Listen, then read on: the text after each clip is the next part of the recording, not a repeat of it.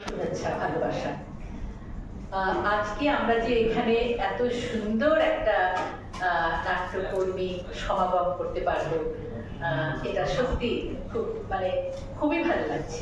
আমাদের প্রায় seminar room ভর্তি হয়ে গেছে। তো আমরা সবাই যে এক পথের মানুষ, সেটা আমরা যারা এই হিসাবটি আটকায় রেখেছেন তারা আমাদেরই বন্ধু মানুষ। আপনাদের যদি সুযোগ সৎ থাকে বা তাদেরকে একটু বুঝিয়ে বলবেন যে ফেডারেশন কারো ব্যক্তিগত সম্পদ না, সবাই আমরা একসাথে মিলেমিশে ফেডারেশনে গুটি কয়েক লোক মিলে কাজটা করতে চাই।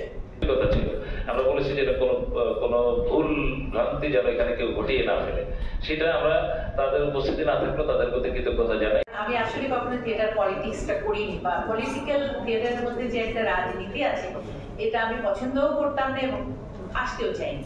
কিন্তু আমাকে এমন ভাবে অনুরোধ করা হয়েছিল, হয়তো নাম বললে অনেকের নাম বলতে, ঢাকার বাইরের দলগুলো, ঢাকার দলগুলো আমার বাসায় এরপর দিন তারা এসে আমাকে অনুরোধ করেছে যে আপনি যদি না দায়িত্ব নেন তার বিরুদ্ধে দাঁড়াতে পারেন।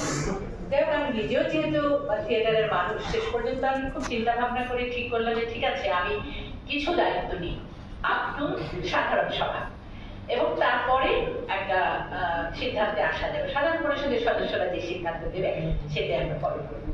তো সেখানে এসে আমাদের কমিটিটা 90 দিনের একটা অনুমতি পেল, এটা আমাদের কমিটি।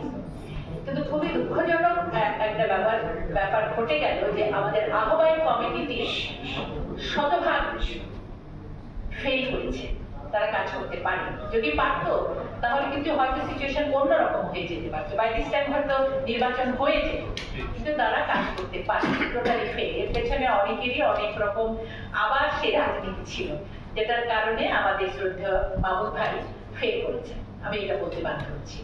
যাই হোক, এগুলোতে যাবো না। আমরা যে কাজগুলো করছি সেগুলোর মধ্যে যেগুলো নাটকের, সেগুলো তো প্রমাণিত হয়ে গেছে, দুটো উৎসব হয়ে গেছে।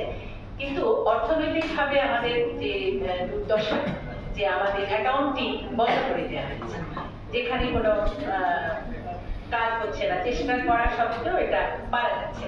তো অর্থ ছাড়া তো কোনো কিছু সম্ভব না। সে জায়গায় আমরা দেখছি শিল্পকলা একাডেমি সহযোগিতা করেছে, সংস্কৃতি মন্ত্রণালয় সহযোগিতা করেছে।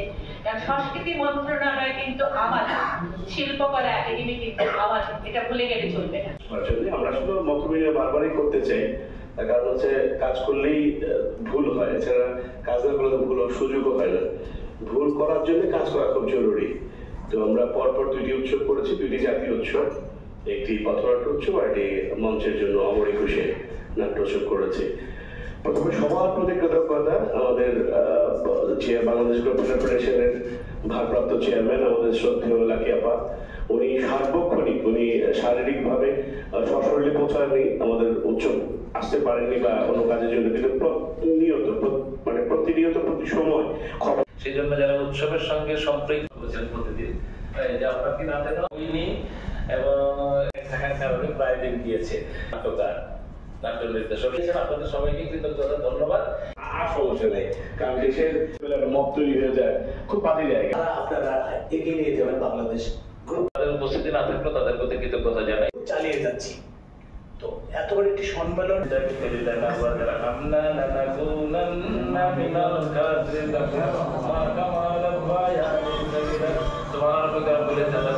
তোমার